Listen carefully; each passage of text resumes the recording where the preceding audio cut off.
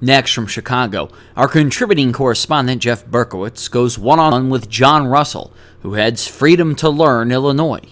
Mr. Russell discusses how less bureaucracy and greater freedom to select the school your child can attend is the way to improve student learning. This runs about 30 minutes. You're watching Public Affairs. Berkowitz is my name, and politics is our game. And you know, we may not be doing that much politics today. We will be doing a lot of public policy because we have an unusual guest. We have John Russell, he's just a financier. I love saying that word, financier. Would that be correct, John? That's correct, but okay, it sounds good. You do know the world of finance intimately. I mean, you've been with Citigroup, right? Yes. Solomon Brothers. Yes. You've been dealing with institutional bond sales. Right. You know, you now deal with bringing money into relative value partners. I mean, you bring in all that money so you and other people who, what's that word? What, Tom Wolfe, what was that thing? Masters of the universe. Universe, yeah, yes. So that's what you are. You guys are masters of the universe where nobody else understands what happened in 2008. John explained it to me just very simply, so there's just 7 factors. But we're not going to talk about this. What we want to know is why John Russell, okay, bon vivant, man about town from Winnetka, is involved in Inglewood. You're going out there and you've got these opportunity scholarships. And just yesterday, we're taping the show on August 12th. It's a really meaningful day to me. We'll get into that some other time. But for you, it was one day after you gave out 15 opportunity scholarships worth, I think the press thinks it's $40,000, but it's really worth $45,000 each. Could right? be 45. Yes. 9 times 5, $5,000. These kids who won this lottery, they can take that $5,000 for the next 9 years. That's $45K, and they can go to the school of their choice. This is like a school voucher program, but it's funded by private entrepreneurs or private individuals, right? That's correct. Not by government. And that's what you want to do. We'll talk about this guy, Milton Friedman, Capitalism and Freedom, who, you know, in 1955, what was that? That would be 57 years ago, came up with school vouchers, I think the first. Right. Maybe somebody had it before. He wrote this book in 62, so we're celebrating the 50th anniversary of the book. We're celebrating the 100th birthday on July 31st of Milton Friedman. So you'll see this, if you can see it in the background, we'll show you in a second, this thing called The Power of One, celebrating the life and vision of Milton Friedman. Hard to read it there, but trust me, that's what it says. And that was all July 31st. So it's all coming together, you know, I mean, right? I mean, opportunity scholarships, it's the wave of the future. You're going to be able to persuade, look, the city of Chicago schools, they spend $15,000 per kid per year. For $5,000, you're saying you can get a quality education in the city of Chicago, in Inglewood, right? That's correct. Is that magical? I mean, how do you do that for $5,000 when the city of Chicago spends $15,000 per kid per year and doesn't give them a quality education? Well, most of the schools that these recipients will choose, their tuition ranges between $3,000 and $7,000. And so the cost of education may be slightly higher at these schools, but this will get them in and not incur cost to them personally. So we want the kids to have the right to choose. We want people from disadvantaged neighborhoods to have the right to go to the school that their parents think will best serve their needs. So these people who applied to your lottery, yes, there were requirements. What were they? The main requirement was that they were eligible for a free lunch program within CPS or a reduced lunch program. Which means what in terms of family income? That would say a family of 4 who made $42,000 or less would be eligible. Okay. And then it would be $35,000 for a family of 3 and the high 20s for a family of 2. Now, somebody might say to you, John, don't you have anything better to do with your time? Because all you're doing is helping 15 kids, right? 15 kids a year. There are 400,000 students. Some would say 360,000. See, one of the interesting things in the city of Chicago, they don't know how many kids are in school. I mean, it's like a moving target, right? I mean, some people tell me 360,000, some say 400,000. I think it's 405 is what the number I saw. Yeah, 404, 405. All right, so 405,000 students, and you would agree probably, most people say at least half are in failing schools, right? I would agree with that. And maybe even failing themselves. So 200,000 kids are sort of in trouble by going to that. And you take 15 kids and you say, well, how many kids were in the lottery, could participate in your lottery? We had over 200 applications. From I think parents, 220, basically. yes. 220 applications for 15 slots. It's a drop in the bucket. I mean, you know, it's nice to do that, but why not just sit at home and write a check? I mean, you're going out there raising money, and you got what? Are you fully funded? Are you like the state employee pensions? You know, are you got an underfunding problem? Because do you have the money for these kids going forward for the next 13 years, or do you only have a portion of it? Well, we only go through 8th grade. Okay. That's what we, right, that's what we. So, okay, excuse me, so it's not Yes. 13 years, 9. That's why I said that right. K through 8, kindergarten through 8. And some are first graders. So when this kid wins the lottery, that's $45,000. For each kid that you called up and said you won the lottery, do you actually have the $45,000 going forward, or are you sort of, is it on the come, as they say? I would say we're 70% funded.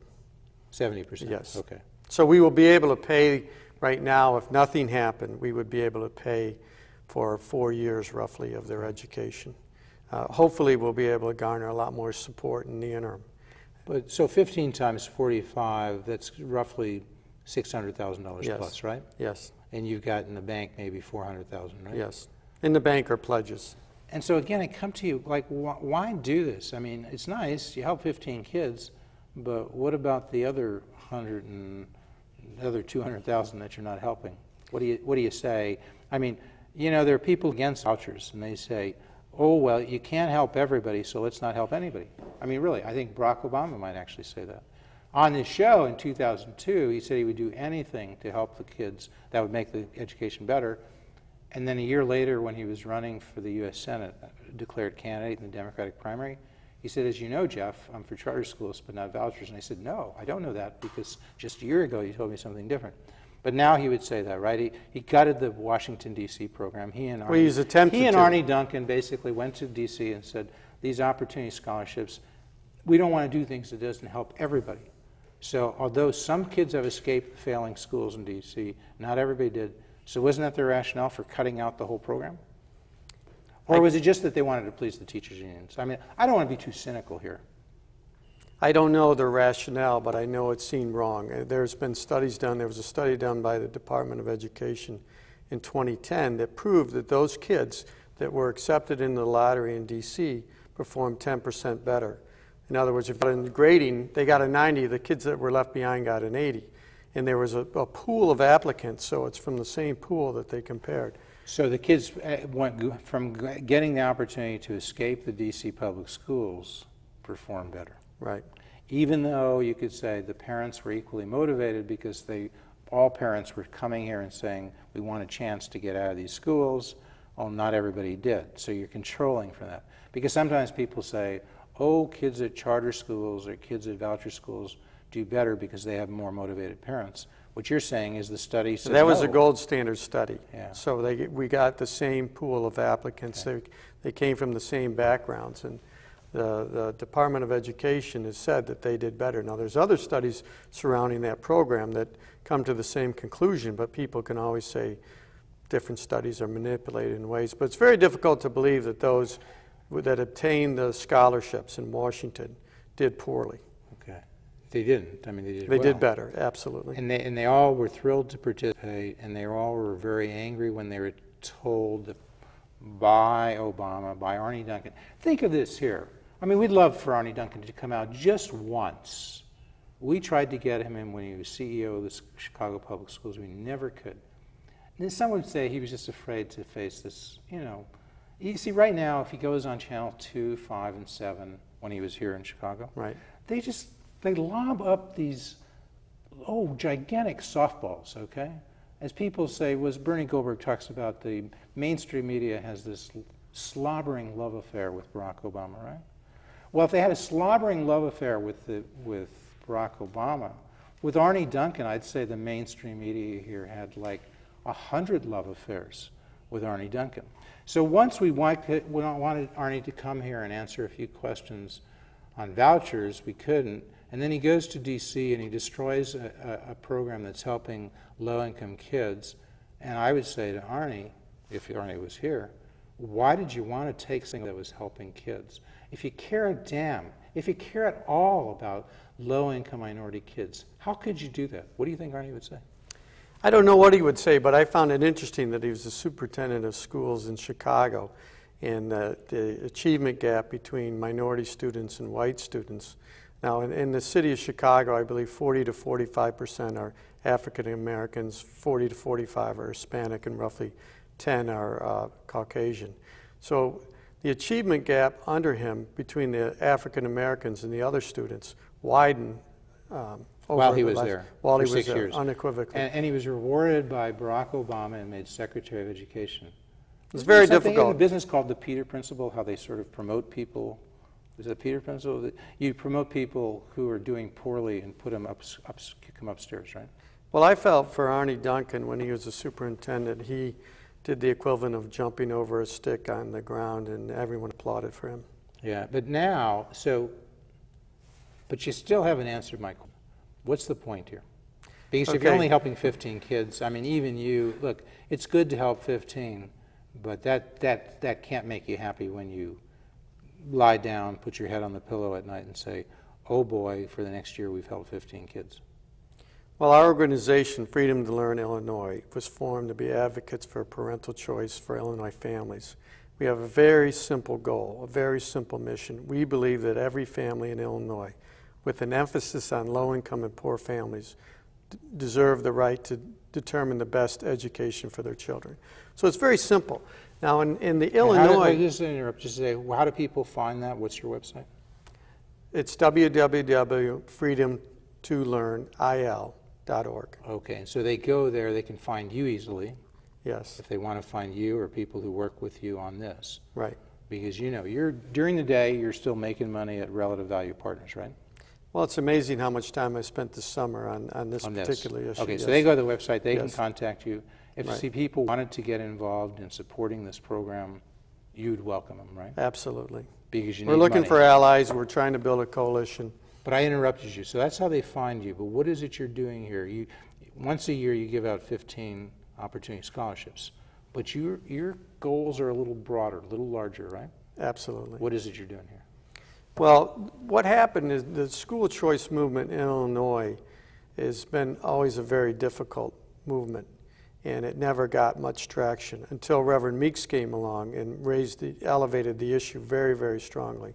And then all of a sudden, it didn't pass for various reasons. Who's Reverend Meeks, for those who may not know? Reverend Meeks is the pastor and a state senator he's a pastor of Salem Baptist Church on the south side, and he was a state senator representing the Roseland area. Which was a relatively low-income area. Yes. He was a Democrat and then an independent, right? But I believe he's a Democrat. He voted with the Democrats, but I Right. think he called himself an independent. And he came up with this program, legislation, which was a limited school voucher I program. would call it a failing school voucher program. In other words, it was giving vouchers to kids who were in the lowest decile of performance in Their the schools Chicago were. public schools. Yes, their Whose schools schools were. Yes. In the lowest decile. All those kids in those low-performing schools would be eligible for, I think it was a $6,000 voucher. It was 3,000. It was a small amount. Oh, I Yeah, thought it was 6,000. Are you 32. sure? I I'm was pretty sure it was yes. 6,000. I would disagree with you on that. Because the reason why, well, The problem with that Yeah. bill, it was widespread and it helped kids, but it didn't have enough funding for students. It only passed the Senate, Yes, which is where Meeks was. Right. It didn't pass the state Right. house, right? that's right. And it had disproportionate support from Republicans relative to Democrats. You know, it was surprising that it wasn't like a lemming vote where everyone voted along the It party. wasn't, but Yeah, you still had it- more Republicans were voting, at least in the Senate, I believe, were voting disproportionately to their numbers for it. But you had a number of Republicans who didn't support that. That's right. Both in And the House and it the was Senate. very right? discouraging in that Right. regard. But a number of black liberals, and even some white liberals, who generally were hostile to vouchers, I got to say, did support it That's in the state correct, Senate, yes. right? Well, Maybe and in maybe the they House. were embarrassed not to support Right. somebody who was a colleague of theirs in the so-called Right. Black Caucus. Right. Okay. All right, so that failed, and of course the numbers, you're saying it was only 3,000, I'm saying it's only 6,000. And it's also addressed a small number of students because there are many more. I think that would have been like 20 or 30,000 That's right. students. 20 plus thousand. We would say there are probably 200,000 or so in failing schools who Right. would benefit from a school voucher program. Maybe they all would benefit, but these 200,000 would benefit enormously. Right. Because they're not learning how to read now, they're not learning how to do math, how to write at grade level, they're way below grade level. You know, at New Trier, we'd benefit from I think people watching this know about New Trier High School. We'd benefit if we had competition for New Trier High School. We do have some. We were talking before the show, right? There are some That's parochial right. schools in the area. There's Right. North Shore Country Day School, I guess. Doesn't sound right. Is that the name? Yeah. That's the name, yes. But nevertheless, there are a lot of people, they don't, even in North Shore, even in New Trier, don't have really that alternative. They're paying substantial property taxes. They view that as their payment to education. They can't take that money, that $20,000 or more that we're spending on their kid, and go to the school of their choice. If they could, there'd be many more private schools for them to choose from. They could choose from Loyola Academy, they could choose from North Shore, and then what people don't understand, once this purchasing power is released, they could choose. But I don't. Let's go back to your initial question. Not a lot of tears for New Trier because those kids are learning how to read. The secret is they're learning how to read mostly at home from their parents. But anyway, but The the initial main question is, benefit what is are we coming. trying to do Yeah, at Freedom yeah. to Learn Illinois? And why did we start with this Opportunity Scholarship? We started because it's difficult to go out and ask business leaders in Chicago to advocate for school choice. And there are a lot of leaders who want school choice, but they would look at me and say, John, you know, you're Don Quixote on a donkey with a toothpick. And this has never worked in Illinois. We're going down the path of charters only. That seems to be working. That's what we're going to get behind. I've been behind that issue for 20 plus years, starting in the mid-'80s, and it's gone nowhere. So I would say, what about money for a scholarship program? They go, oh, that's interesting, and we got some support in that regard. Now, we're going to use this. At a minimum, the Opportunity Scholarship helps kids and allows us to get into communities and schools that would benefit from it and to rally around the issue. Okay, even those schools are, if you just call up and say, can we come down here and talk to you about school choice?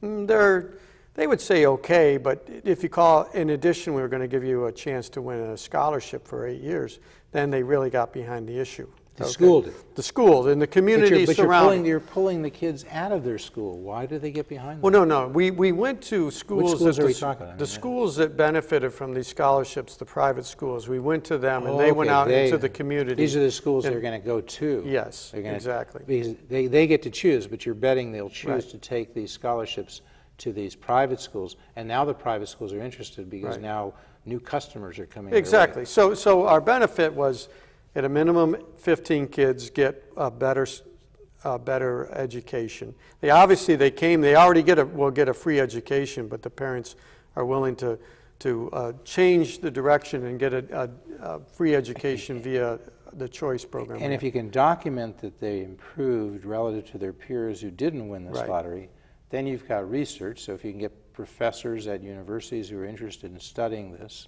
you've got fresh data for them. And then the legislators can look at this and say, wow, they're outperforming charter schools.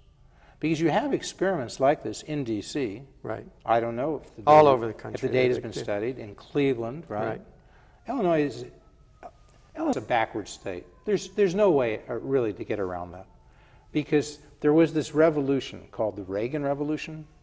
We're flyover country. Really, we are. They say, oh, Iowa's? No, we're flyover because, in a sense, the Reagan Revolution flew over Illinois, right? Yes. We got Jim Thompson. The rest of the country got Ronald Reagan. I mean, Thompson's a nice guy, but Thompson is not a Ronald Reagan Republican, right? I believe that, yes. Okay. The rest of the world got Milton Friedman. We got Milton Friedman at the University of Chicago. Then he went to the Hoover Institution. The ideas of Milton Friedman, we missed him. Rahm Emanuel, he can't stand school vouchers. He says he loves charter schools, and you ask him to explain it, I can show you the tape. It's incomprehensible. It's a guy babbling, okay? Because there's no way you can say, oh, charter schools are good because there's competition, but school vouchers is a false choice. So Rahm, we invite Rahm. I think they've taken me off their media list, okay? I used to invite so I could go to press conference. But now Rahm, because he wussed out, okay? Can we say that word? I guess so. Because he was fighting for a longer school day and he wanted it to be used for instruction in math and reading and so forth. And the union said, no, no, if you're going to have a longer day, we'd like to say control how that day is used for almost anything but instruction, okay? So we have these teachers, we'd like you to hire them for another $50 million. I don't want those teachers. We'd like you to hire them. And what did Rahm do? Okay, the longer day will be used for music, for culture, for, you know, naval disarmament, you know, studying your naval. Really. And these 500 teachers will be rehired, even though they're not specialists in art, music, and so forth. So Rahm wussed out, right? He wussed out, yes. He wussed out. But I want to go back to the opportunity scholarships. Okay, so it also will hopefully will serve as a catalyst and a template for a voucher program and a catalyst to get for senior leaders and politicians to rally around something. Okay, this is just the beginning. It's a difficult issue. It's like promoting school choice in Illinois is like playing a long par 4 with the wind in your face. It's not easy right now, but someone has to do it. So that's what our group is trying to do. Are you getting anywhere with the Republican Party? I mean, are there any Republicans who are calling you up and say, John, let me help you out. This is really great what you're doing?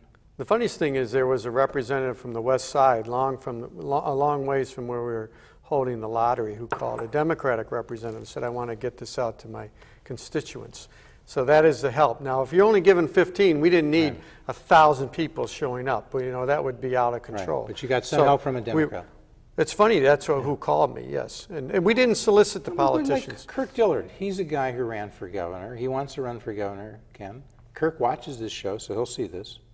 So I'm asking you, Kirk, do you know John Russell? Do you know Kirk Dillard? I don't know him. He's a state senator. I'm aware of who he is, but I don't personally know him. But I'm sure Kirk's going to be calling you now because I'm giving a shout out to Kirk.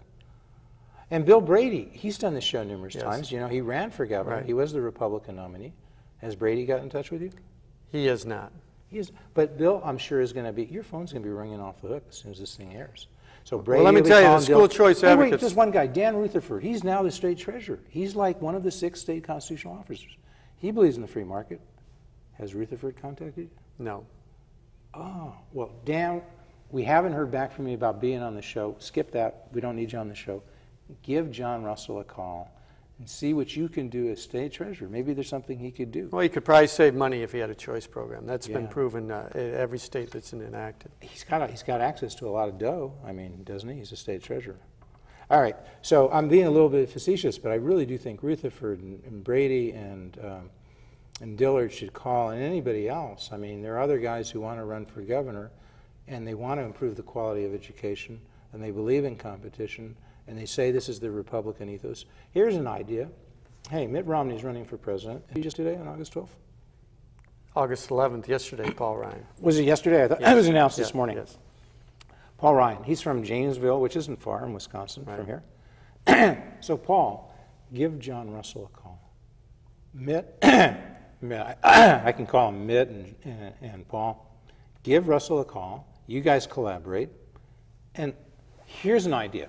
How much time we have? Give me a minute. Okay. I know it's your show. I mean, it's about you. But let's get an instant reaction to this. Just got this idea. So these battleground states, 10 or 12, right? That's going to decide the election. Don't you want something, Mitt and Paul, Mitt Romney, Paul Ryan? Now, we're not partisan. We'd say this. Look, I've said this to Barack. He did 6 shows here, and he became president. You're done one. I'm ready. You're ready. I'm ready. You're on your way. Move. So seriously, Mitt and Paul, give John a call and say, because there are 12 battleground states or so, if you can notch up the minority vote from maybe 10% for you guys to 13%, you'd win, right? And so in those battleground states, there are like, and Pennsylvania's one, Pittsburgh, Pennsylvania, large inner city populations, right? African American minority. Supposedly school vouchers. You're telling me very popular with those minorities. They've all worked on minorities. programs, and they either have enacted or have other programs in process. Pennsylvania, Ohio, Indiana enacted one of the widespread school choice. The thing is, Mitt and Paul run on school vouchers, run on school choice, visit those states, gin up that vote. But it's not just a matter of politics. You become president and vice president, but also the kids then have a school voucher, school choice program. So instead of Barack Obama and Arne Duncan gutting a program as they did in D.C., Romney and Ryan bring hope, growth, opportunity, to minority kids, and they win the election. You heard it first here, August 12th. There's certainly a lack of hope in the community like Inglewood. Matter of fact, on the day we gave the scholarships away yesterday, within 12 hours of giving them out, there were 6 shootings within a few blocks of where we were. So we want Is to that bring related? hope. Are those shootings related to not having a decent basic education, do you think? Well, most people that attend the public schools in those areas fall behind by the time they're in 3rd grade. They're reading way below average.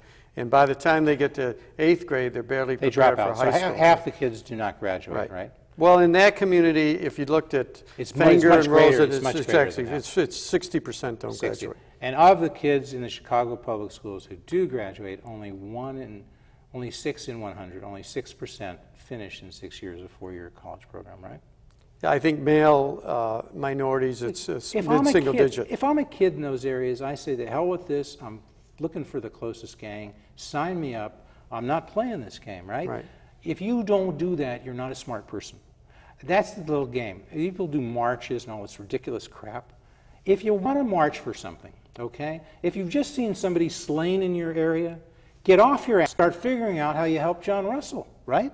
Well, we would appreciate all the help we can have, yes. Don't do a march. Get your kid to get a quality education. Give him choice, give him competition, give him school vouchers, and they'll go away from the gangs. Yesterday, when we were, right before we awarded I gotta say, we're going to continue to speak as the credits roll, but we only have a few minutes left, and I very much want to thank our guest, John Russell. I've been a little facetious here, but one thing, you meet a guy like John Russell, and I just met him on I was attending as a media member, the dinner in honor of Milton Friedman, his 100th birthday. So John and I, we just met there, right? That's right. Okay. I learned you doing this opportunity scholarship thing. We put him on. This man is really focused. You can help 15 kids. You can save 15 lives. I was being facetious. You do that, you're a saint. Thank you so much, John Russell, for coming on the show. Thank you, Bruce. You folks, Jeff. where do you go again? What website? Go to www.freedomtolearnil.org. And they can find you there. They can give you a call anytime. You live in Winnetka. You're in the book. We want to do more than opportunity scholarships. We want to promote, as a public policy, the right for every family to choose the education that best serves them, with a very high emphasis on the low-income families who really don't have the opportunity. They go to essentially failure factors.